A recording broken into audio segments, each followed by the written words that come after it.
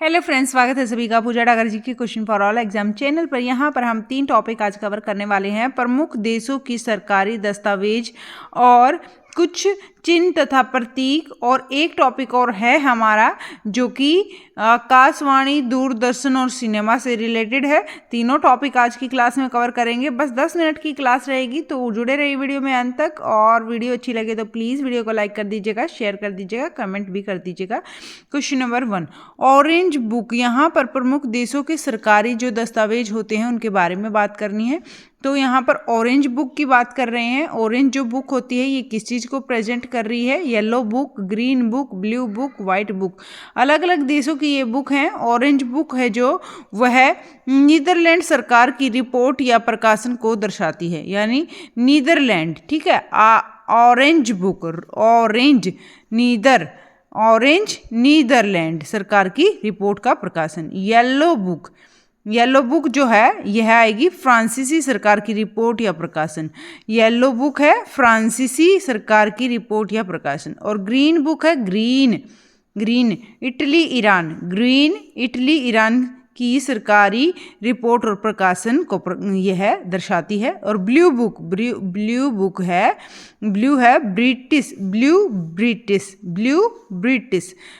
सरकार की रिपोर्ट का प्रकाशन, ठीक है फ्रेंड्स। और वाइट बुक चीन, जर्मनी, पुर्तगाल सरकार की रिपोर्ट का प्रकाशन। जैसे चीन के जो लोग होते हैं वे थोड़े से गोरे होते हैं तो वाइट होते हैं, इस तरह से इसको थोड़ा ट्रिक से भी याद कर सकते हैं। ब्लू से ब्रिटिश आपको याद रह जाएगा, ब से ब्लू, ब से ब्रिटिश। और यहाँ पर ग्रीन से ईरान, जैसे ईरान ग्रीन और इटली। येलो बुक है फ्रांसीसी सरकार की रिपोर्ट। और ऑरेंज बुक है नीदर ऑरेंज, ऐसे याद हो जाएगा इसका। तो ये इम्पोर्टेंट है बहुत ही ज़्यादा, ये आपको याद रखने हैं। ये कुछ चिन्ह और प्रतीक भी हम आज देख लेते हैं। चिन्ह और प्रतीक, यहाँ पर जो लाल प्रकाश है यानी लाल रेड क्रॉस है, यह डॉक्टरी सहायता, खतरा, यातायात रोकने का संकेत होता है। क्या होता है? लाल रंग जैसे रेड लाइट होती है वह क्या करती है? यातायात के जो साधनों उनको रोकती है और खतरे को दर्शाती है और डॉक्टरी सहायता को दर्शाती है। तो ये याद रखना है आपको। हरा प्रकाश जो होता है वह यातायात को जाने का संकेत देता है। जब ग्रीन लाइट हो जाती है तो जाने का संकेत हो जाता है यातायात को। तो सफ़ेद कबूतर, जिसको पाख्ता भी बोलते हैं, तो पाख्ता किसको बोलते हैं? सफ़ेद कबूतर को बोलते हैं। और ये शांति का प्रतीक है। किसका है? शांति का प्रतीक है। और ओलिव जैतून की जो शाखा है वह भी शांति का प्रतीक है। ओलिव जैतून की शाखा भी शांति का प्रतीक है। और जो काला झंडा है वह विद्रोह का प्रतीक है। किसका? विद्रोह का प्रतीक है। लाल का आपको पता लग गया, खतरे का चिन्ह है। और क्रांति का प्रतीक है, ये भी याद रखना। क्रांति का प्रतीक कौन सा झंडा है? लाल झंडा है। और सफ़ेद झंडा है, यहाँ संधि का प्रतीक है और समर्पण का प्रतीक है, ठीक है फ्रेंड्स। संधि का चिन्ह है और समर्पण का चिन्ह है सफ़ेद झंडा, याद रखना है। झुका हुआ झंडा कब होता है? जब सरकारी शोक का संकेत होता है, ठीक है फ्रेंड्स। जब राष्ट्रीय कोई शोक होता है, राष्ट्रीय शोक का संकेत करता है झुका हुआ झंडा, राष्ट्रीय शोक। और उल्टा फहराया हुआ झंडा असीम संकट का प्रतीक होता है। उल्टा फहराया हुआ झंडा असीम संकट का प्रतीक होता है। और जो पीला झंडा होता है वह संक्रामक रोग से पीड़ितों को ले जाने वाले वाहनों पर लगाया जाता है। जब कोई संक्रामक रोग से पीड़ित हो जाता है तो उसको ले जाने के लिए इस वाहन पर लगाया जाता है पीला झंडा। और चक्र क्या है? यह है प्रगति का प्रतीक। क्या है? चक्र प्रगति का प्रतीक है। और कमल का जो फूल है वह है सभ्यता और संस्कृति का प्रतीक। कमल का फूल सभ्यता और संस्कृति का प्रतीक, याद रखना है। लाल त्रिकोण, ये ऐसे लाल त्रिकोण बना होता है इस तरह से, तो यह है बिजली का खतरा, ठीक है। और एक दूसरे को काटती हुई 2 हड्डियां और उसके ऊपर एक खोपड़ी, यह जो है यह बिजली के खतरे को दर्शाती है। और लास्ट एंड फाइनल एक रह गया हमारा, आंखों पर बंदी पट्टी एवं एक हाथ में तराजू लिए स्त्री, यह है न्याय का प्रतीक, ठीक है फ्रेंड्स। तो ये टॉपिक अपना आज कवर हो गया है। और ये ये लास्ट टॉपिक और देख लेते हैं, 10 मिनट की क्लास है तो जुड़े रहिए एंड तक। यहाँ पर हम आज ये भी पढ़ लेते हैं भारतीय सिनेमा, दूरदर्शन और आकाशवाणी जब इनकी शुरुआत कब हुई थी, और यहाँ पर इनके बारे में हम स्टडी करने वाले हैं। तो जुड़े रहिए वीडियो में अंत तक फ्रेंड्स, और वीडियो को लाइक करना ना भूलें। भारतीय सिनेमा, दूरदर्शन और आकाशवाणी। तो एशिया में फिल्मों का प्रथम प्रदर्शन भारत में हुआ। एशिया जो है पूरा एशिया, उसमें फिल्मों का पहला प्रदर्शन कहाँ पर हुआ था? भारत में हुआ था। और भारत में निर्मित पहली फिल्म राजा हरिश्चंद्र 1913 थी। क्या थी? भारत में निर्मित पहली फिल्म थी राजा हरिश्चंद्र 1913 में। भारत में निर्मित प्रथम सवाक फिल्म ये थी आलम आरा। आलम आरा थी, यह थी 1931। ठीक है, याद रखना है। आलम आरा जो फिल्म है यह प्रथम फिल्म थी भारत से निर्मित सवाक फिल्म, और यह 1931 में बनाई गई थी। याद रखना है ये भी आपको। 1913 और 1931 बहुत ही ज़्यादा इंपॉर्टेंट है। राजा हरिश्चंद्र वाली भी फिल्म बहुत इंपॉर्टेंट है, और आलम आरा भी। आगे चलते हैं, दूरदर्शन के बारे में थोड़ा पढ़ लेते हैं। भारत में प्रायोगिक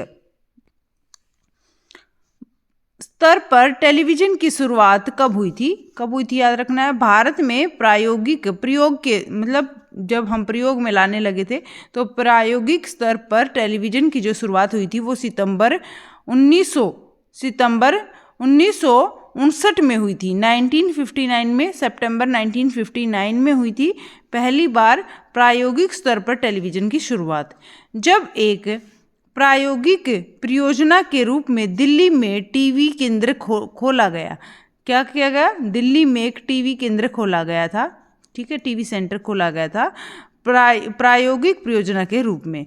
और दूरदर्शन की नियमित सेवा हुई थी प्रारंभ 1965 में। कब यह नियमित सेवा शुरू हो गई थी? 1965 में प्रारंभ हो गया था। और दूरदर्शन पर व्यावसायिक विज्ञापन, व्यवसाय से रिलेटेड जो विज्ञापन ऐड होती हैं उनका प्रसारण हुआ था 1976 से। कब हुआ था? 1976। व्यवसाय 1976 से शुरू हो गया था विज्ञापन इसका। और देश में टीवी का सर्वाधिक ऊंचा टावर नई दिल्ली स्थित प्रीतमपुरा में निर्मित हुआ था।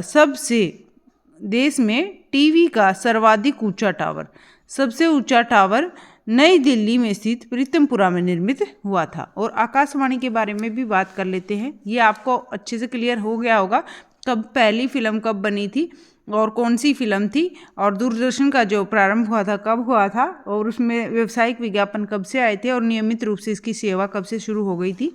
और देख लेते हैं आकाशवाणी के बारे में।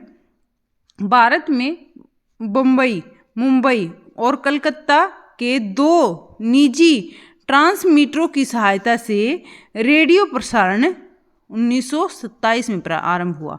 भारत में जो मुंबई है, भारत में मुंबई और कलकत्ता या कोलकाता के 2 निजी ट्रांसमीटरों की सहायता से रेडियो जो प्रसारण है वो 1927 में आरंभ हुआ। कब हुआ? 1927 में आरंभ हुआ। याद रखना है, सबसे पहले रेडियो आए थे टेलीविजन से भी पहले। और 1936 में भारत सरकार ने इसका नाम ऑल इंडिया रेडियो रख दिया गया।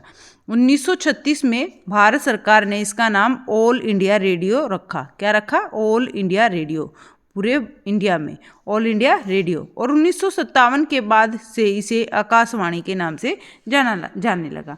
1900 याद रखना है, ऑल इंडिया रेडियो इसका नाम कब रखा गया? 1936 में। और 1957 के बाद इसे आकाशवाणी के नाम से जाने लगा। ये इसके बारे में जानकारी हो गई फ्रेंड्स, ये इंपॉर्टेंट है। और 1927 में यह आरंभ हुआ था रेडियो प्रसारण। और कुछ प्रमुख पुरस्कार भी देख लेते हैं, कुछ मेन पुरस्कार देख लेते हैं, और कल इनके बारे में स्टडी करेंगे। पुरस्कारों के बारे में, जो सम्मान है, पदक हैं, पुरस्कार हैं और सम्मान है, उनके बारे में कल बात करेंगे। बाकी कुछ मेन पुरस्कार हम यहाँ पर आज की क्लास में देख लेते हैं।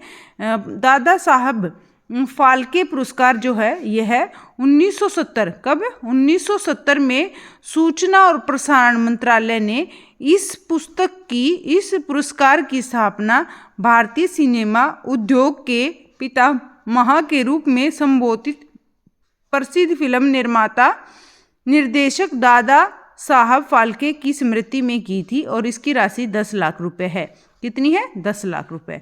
याद रखना है, दादा साहेब फाल्के पुरस्कार 1970 में सूचना प्रसारण मंत्रालय ने इस पुरस्कार की स्थापना भारतीय सिनेमा उद्योग के पितामह, भारतीय सिनेमा उद्योग के कौन थे? पितामह के नाम से संबोधित प्रसिद्ध फिल्म निर्माता निर्माता भी थे, निर्देशक भी थे, दादा साहब फाल्के की स्मृति में यह पुरस्कार स्थापित किया था और इसकी राशि 10 लाख रुपए है।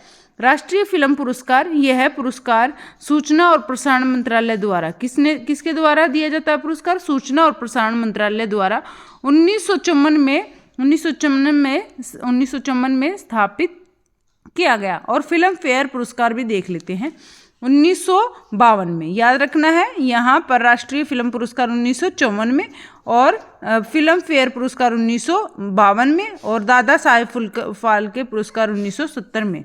तो 1952 में यह पुरस्कार टाइम्स ऑफ इंडिया ग्रुप द्वारा प्रत्येक वर्ष प्रदान किया जाता है। टाइम्स ऑफ इंडिया किसके द्वारा? टाइम्स ऑफ इंडिया ग्रुप द्वारा प्रत्येक वर्ष, हर साल यह जो फिल्म फेयर अवार्ड दिया जाता है 1952 से यह शुरुआत हुई थी।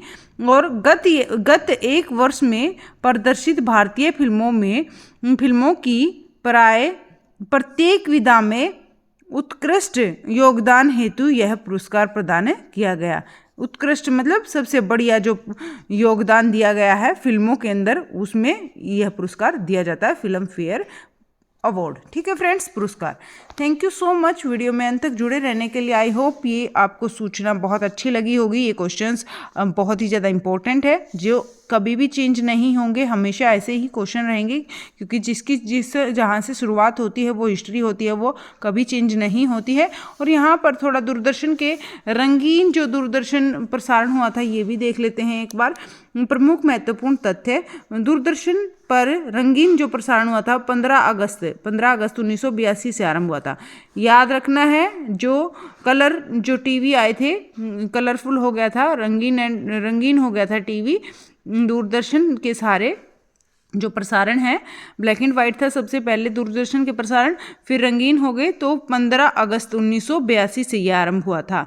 और दूरदर्शन पर प्रातःकालीन प्रसारण जो है वह हुआ 1987 से प्रारंभ हुआ। और दूरदर्शन पर दोपहर का जो प्रसारण है यह 26 जनवरी 1989 से प्रारंभ हुआ। ठीक है friends, thank you so much video में अंत तक जुड़े रहने के लिए। आई होप आपको वीडियो के क्वेश्चंस जो यहाँ से बनेंगे क्वेश्चंस, ये आपको डिटेल बहुत अच्छी लगी होगी।